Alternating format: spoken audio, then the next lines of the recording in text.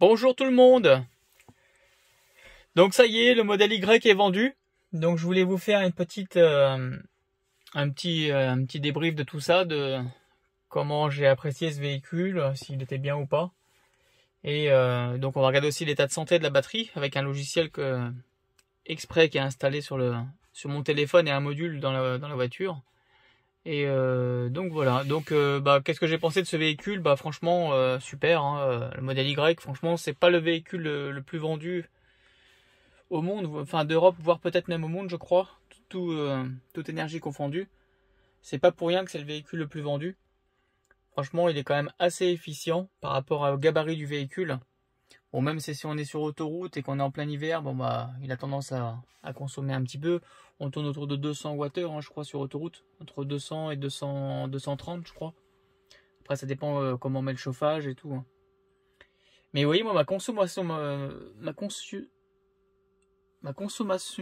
moyenne, par exemple, sur la totalité des kilomètres, vous voyez, elle a 13 881 km. J'ai consommé 152 Wh par kilomètre. Donc moi, j'ai pas beaucoup pris les autoroutes. Donc ça explique aussi que ma consommation soit assez basse. Et voilà, c'est quand même impressionnant d'avoir une consommation comme ça avec un véhicule de ce gabarit, quoi. Franchement, on a 15 kWh, c'est beau, quoi. Qu'est-ce que je pourrais dire d'autre? L'usure de la voiture, bon, il n'y en a pas, heureusement, parce que la voiture a que 1 an. Ça aurait été dommage qu'il y ait une usure sur la voiture. Tout est en excellent état, ça n'a pas vieilli, tout est impeccable. Hein. J'ai renlevé mes habillages que j'avais mis en carbone. De toute façon, ceux que j'avais mis ici, là, ça tenait pas, il aurait fallu remettre du double face et tout, mais comme j'allais vendre le véhicule, j'allais pas m'embêter avec tout ça. Qu'est-ce que je pourrais dire d'autre? Donc voilà, donc les consommations sur les 13 000 km. N'hésitez pas à dire vous ce que vous avez en consommation moyenne sur votre véhicule depuis que vous l'avez. C'est intéressant toujours de savoir là, pour comparer nos consommations. Tout dépend après si vous prenez beaucoup de 4 voies à 110 ou des autoroutes, hein, ça va fortement augmenter. Mais je suis sûr qu'il y en a qui ont même moins que moi encore hein, en conso. Hein. Parce que moi j'aime bien faire des petites accélérations aussi de temps en temps. Bon après je roule quand même cool. Mais disons que je me prive pas quoi. Donc je vais vous faire voir maintenant le module qui est installé dans la voiture qui s'appelle Test Logic. Donc c'est un petit module qu'on rajoute dans la voiture. Je vous inviterai à aller voir, ils ont fait pas mal de vidéos sur l'installation du module. Comme ça vous pourrez voir à quoi il ressemble. Et donc une fois que vous avez installé le module, après donc ils communiquent en Bluetooth avec le téléphone. Vous voyez l'application s'appelle Test Logic Dash. Et ça c'est vachement bien parce qu'on a vraiment accès à toutes les infos du véhicule. Ce qu'on n'a pas d'ailleurs d'origine avec la Tesla, ce qui est dommage. Donc là vous voyez vous avez la force G. Vous pouvez voir quand vous accélérez, vous avez une courbe qui monte, qui descend. Pour voir comment l'accélération que vous avez. Bon sur un Y c'est pas fulgurant non plus, hein, c'est pas ouf. Le 0 à 60 et le 0 à 100. Donc là, il calcule quand vous faites des accélérations en combien de secondes vous avez fait le 0 à 100 par exemple. Max chevaux aussi, vous avez la puissance, vous voyez où il y a marqué le P. Ça vous dit combien fait au moment quand vous accélérez sur la pédale, ça vous indique votre puissance en chevaudine en fait. Donc ça c'est pas mal aussi. Puissance disponible, donc ça donne alors oui, c'est ce qui est très important qu'on n'a pas comme info que j'aurais bien aimé qu'on ait.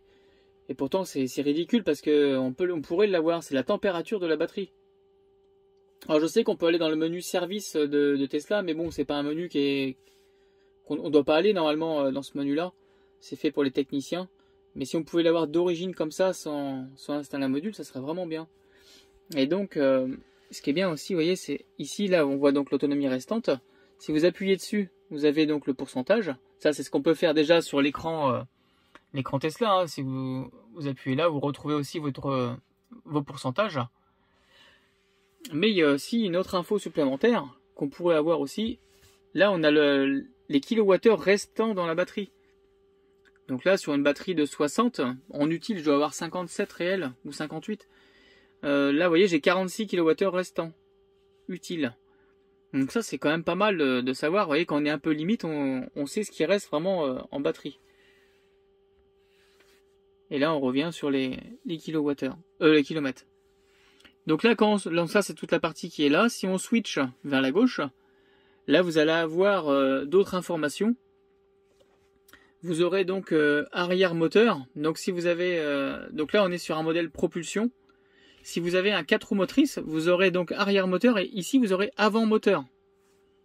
Vous allez avoir la puissance qui est envoyée dans le moteur arrière à la régénération et quand vous accélérez aussi, vous voyez ce que ça demande. Ouais, c'est dommage que je ne vais pas pouvoir rouler avec là, sinon je vous aurais fait voir. Mais de toute façon, je vais vous représenter il faudra que je vous le représente un peu mieux tout ça dans la prochaine. Vous voyez le chauffage des sièges. Vous voyez si j'allume le, là je vais les allumer. Vous allez voir, c'est assez réactif. Ah bah non, il est en auto là, il est grisé, voilà. Hop. Et là, vous voyez directement, ça m'indique ce que consomment les sièges. Donc là, on est à 0,2 kW, donc ça consomme 200 watts quand les sièges sont en route. Donc vous voyez, c'est beaucoup plus économique que de mettre la clim. Là, si j'allume la clim, par exemple, elle est mise à 26.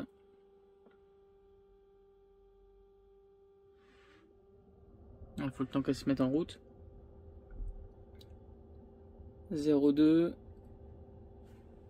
Elle est au minimum, là, je vais la mettre un peu plus forte. Je vais mettre la puissance à 8. Et la température, on va mettre au max.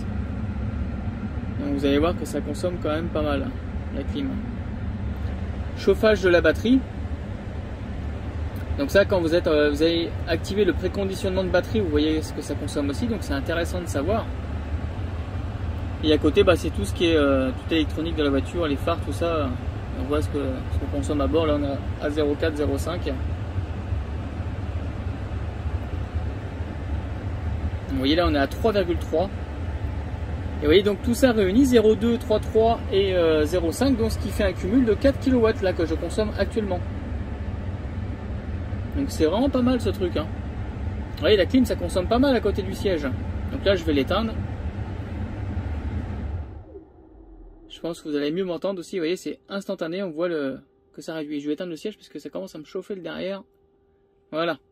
Oh la vache, il est chaud le siège là.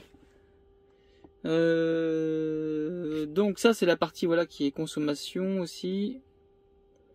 Donc ça c'est quand vous roulez, vous avez la vitesse qui s'active. Enfin vous avez la vitesse, vous avez le compteur et vous avez aussi vous voyez le mode P. Vous retrouvez tout ici. Quand vous mettez les clignotants, vous avez un rappel vert. Si vous avez quelqu'un qui est sur le côté en train de doubler et que vous voulez déboîter, bah, ça s'allume en rouge. Par exemple, ça vous prévient aussi qu'il y a une voiture sur le côté. Kilomètres nominal. Bon, ça retrouve tout ça hein, sur la voiture déjà. Ici, on peut retrouver les mêmes infos que tout à l'heure. Vous voyez, 46 kWh. Et là, je suis au bout. Hop. Donc ça, ces parties-là, on l'a faite. Et donc là, vous avez cette partie-là qui est très très intéressante pour moi. Vous avez... c'est à partir de là qu'on va pouvoir voir... donc la version logicielle, donc moi c'est du hardware 3, maintenant on est sur le hardware 4. On voit que la boombox est bien installée, donc ça s'était installé à partir des modèles de... Je crois que c'était à partir de mai 2021 qu'ils ont commencé à mettre les boombox. La boombox c'est le petit haut-parleur qu'il y a devant la voiture, en dessous. Qu'est-ce qu'il y a d'autre? Pay-as-you-go, bon ça c'est parce que la charge elle est payante. La puissance moteur 279 chevaux. Bon, vous voyez c'est des infos qui sont intéressantes quand même. Hein. Chargeur triphasé, 16 ampères et le Bluetooth. Si le capteur, ça c'est TPMS, ça doit être je pense que c'est les capteurs pour les valves. Si je dis pas de bêtises. Là vous avez, alors voilà, c'est très important, l'état de santé de la batterie. Donc on voit que moi j'ai fait 56 cycles de charge et que ma batterie est dégradée. Il y a une dégradation de 3,1%. Donc franchement, sachant que c'est la première année que la batterie se dégrade le plus. Enfin c'est impressionnant quoi. Bon après j'ai fait que 14 000 km hein, on va dire. Mais là elle est vraiment elle est comme neuve la batterie encore. Ça vous dit donc la capacité max disponible. Là on a donc ça fait 58,6 kWh. Et donc à l'état neuf elle était à 60,5 kWh. Donc vous voyez on a même un peu plus que 60. Et le tampon d'urgence inférieur à 0%, on a 2,6 kWh de réserve quand on est à 0 en fait. Ça doit faire une dizaine de kilomètres à peu près. Déséquilibre des batteries, 2 volts. Ah, c'est bien, ça marque. Non, ça marquait 2 millilitres tout à l'heure, là on est à 0. Peut-être si je mets le drive, peut-être. Maintien de cap indisponible. Ah bah, je suis déjà en drive. Non, ça fait rien quand j'avance. Tout à l'heure, ça me mettait 2 millivolts. Ah, voilà. Voilà. 2 millivolts. Hop, là, ça se remet à 0, ouais. Ah oui, c'est quand elle est activée. Donc voilà, ça, c'est vraiment une info très intéressante. Après, vous avez énergie. Donc, vous avez le total de kilowattheures chargés. Depuis qu'elle est neuve, 2657 kWh. Les charges rapides donc sur les superchargeurs, donc il y a eu 66% de charge en courant DC, donc c'est-à-dire que sur des bornes, et moi j'ai fait quand même pas mal de superchargeurs, j'ai dû bien faire la moitié en superchargeur. Parce que du coup quand j'ai acheté le véhicule, j'avais 10 000 km de supercharge offerte. Et ouais, donc j'ai fait la moitié à peu près de charge, un peu plus de la moitié, apparemment il me dit 66, mais c'est bizarre, 66% de charge de superchargeur. Et vous voyez comme quoi ça m'a pas dégradé la batterie, parce qu'elle est dégradée qu'à 3%, donc c'est incroyable quand même. Comme quoi les superchargeurs ne dégradent pas vraiment les batteries, quoi. Elles sont increvables ces batteries LFP là. Gaspillage d'énergie chargée 20%, bon ça c'est quand on est en stationnaire, qu'on met la clim, qu'on reste dans la voiture, qu'on met le chauffage, tout ça. Économie grâce à la régénération, 26%. Donc vous voyez, en régénération, c'est très important de mettre serrage dans vos menus pour pouvoir récupérer l'énergie, parce que vous voyez, mine de rien, c'est un quart de l'énergie que j'ai pas réinjectée par le biais du courant. Je l'ai récupéré cette énergie en relâchant. Alors moi, je roule beaucoup comme ça à la régène. J'aime bien garder mes distances de sécurité, et là, quand je lâche la pédale, je récupère un maximum d'énergie. J'essaie de bien doser ça aussi. C'est pour ça aussi que ma consommation est assez basse. Ça doit y faire. Je freine pas la dernière minute. Voilà. Température de la batterie 11 degrés. Alors, j'ai regardé quand on était au superchargeur, elle montait à peu près à 40 degrés quand elle est chaude la batterie. Voilà. Donc, qu'est-ce que je pourrais dire d'autre? C'est tout.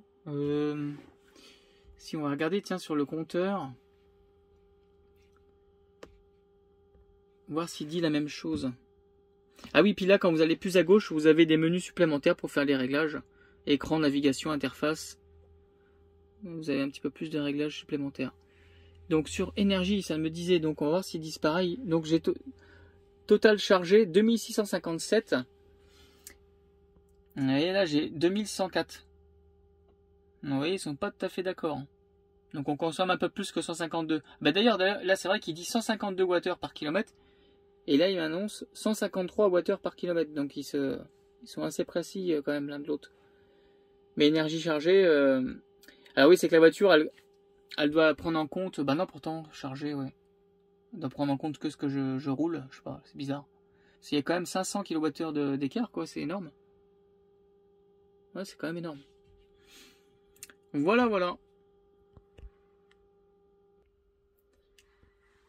Donc, ce qui est très bien aussi, c'est quand vous vendez un véhicule, c'est que souvent on est en galère, on sait pas comment supprimer les données, tout ça. Donc, du coup, je vais vous faire voir par où on passe. Donc vous allez donc dans le menu qui est là, vous passez par entretien. Donc vous en faites pas, mon pneu il est un peu dégonflé, c'est pas grave, je l'ai regonflé. Ce que vous faites déjà, vous commencez par effacer les données du navigateur. Effacer les données. Voilà, mince, hop. Et après donc du coup, on va faire une réinitialisation. Alors ça par contre... Soyez sûr de vendre le véhicule avant de le faire, parce que ça va vraiment tout remettre à zéro comme si que le véhicule était neuf. Et il va même falloir attendre parce que la voiture va se mettre en mode comme si qu'elle était en Amérique. Le fuseau horaire, il sera plus en France. La voiture se met vraiment comme si qu'elle était toute neuve. Donc là, je vais la réinitialiser. Donc, vous voyez, là, on a réinitialisation usine. Donc tout ce qui est kilomètres, tout ça, tout va être remis à zéro. Donc là, j'appuie sur réinitialisation usine. Ah oui, d'accord, c'est qu'il me demande mon compte Tesla, quoi. Ça, bah oui, ce qui est normal, parce que sinon, ce serait trop facile. Donc voilà, j'ai rentré les coordonnées de mon compte. Et là, vous voyez, réinitialisation d'usine. Souhaitez-vous réellement effacer vos informations personnelles et rétablir les réglages par défaut de la configuration d'usine? Vous ne pouvez plus revenir sur cette action, donc une fois que c'est fait, c'est irrémédiable. Remarque, si vous transférez la propriété de ce modèle Y, suivez les instructions. Bon, ça se fait par l'application après. Donc là, c'est parti, je vais faire réinitialiser. Et là, ça y est, la voiture va être remise à 0. Ah, d'ailleurs, sur le téléphone, j'ai reçu une notification.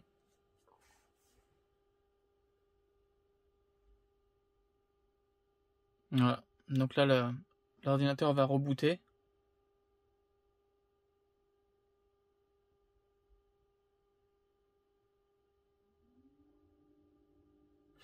Je vais mettre pause, je vous reprends après.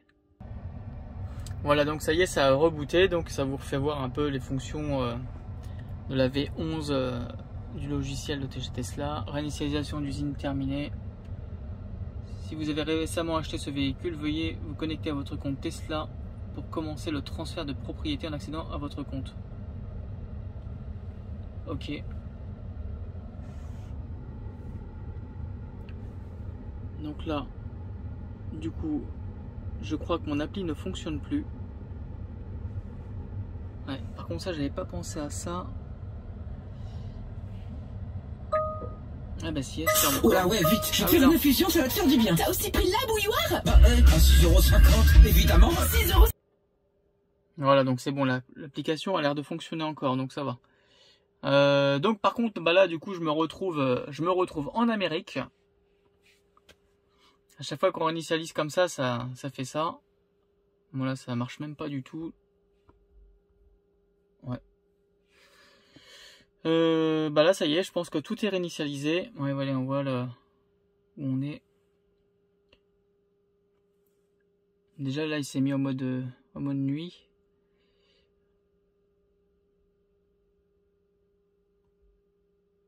Affichage.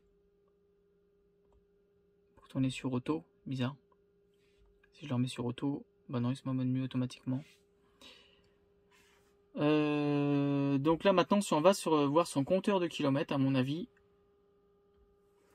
voilà, tout est à 0. Tous les trips, il n'y a plus rien, tout est effacé.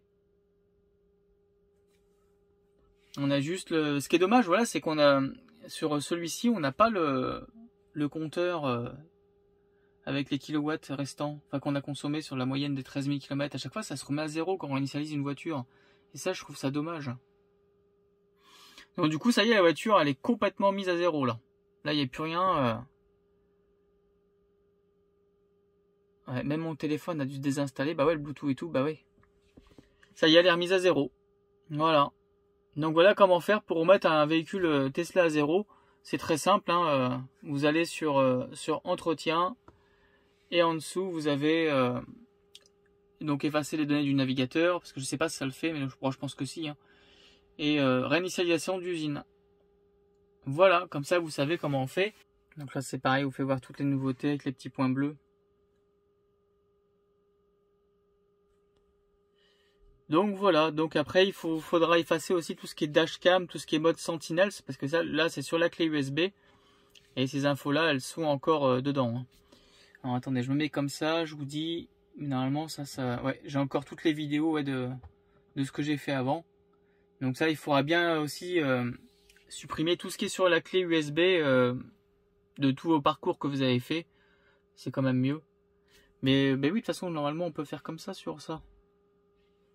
C'est dans sécurité. Mode sentinelle, donc là, il est sur arrêt. Hop, formater USB.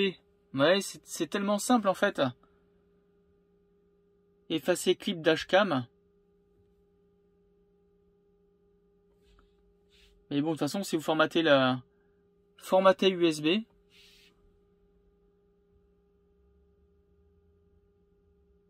Là, il est marqué OK. Donc normalement, vous voyez, j'avais même mis un pin sur la boîte à gants, il n'y est plus. Celle-là, avec la réinitialisation. Voilà. Bon bah c'est bon, là, tout est... normalement, je devrais plus avoir de vidéo. Donc je vous dis ça. Hop, je regarde comme ça. Et vous voyez, non. Sentinelle dashcam, il n'y a plus rien. Vous voyez, il y a marqué séquence cam embarquée introuvable. Donc c'est tellement simple, là ça va à une vitesse, ça va supprimer tout ce qu'il y a sur la clé USB. On fait format direct et ça enlève tout. Voilà. Bon bah j'espère que cette vidéo vous a plu. Et donc je vais dire au revoir à ce petit modèle Y que j'avais bien aimé. Et donc on verra ce que je vais reprendre. Je pense que la Highland je ne vais pas la prendre. Je vais partir sur autre chose. Vous verrez bien sur quoi je vais repartir. Tiens, il lance des petits tutos. Comment utiliser une Tesla. Voilà. Donc je vous dis à une prochaine pour une nouvelle vidéo. Et puis on verra ma prochaine voiture. Allez, merci. À plus tard. Au revoir.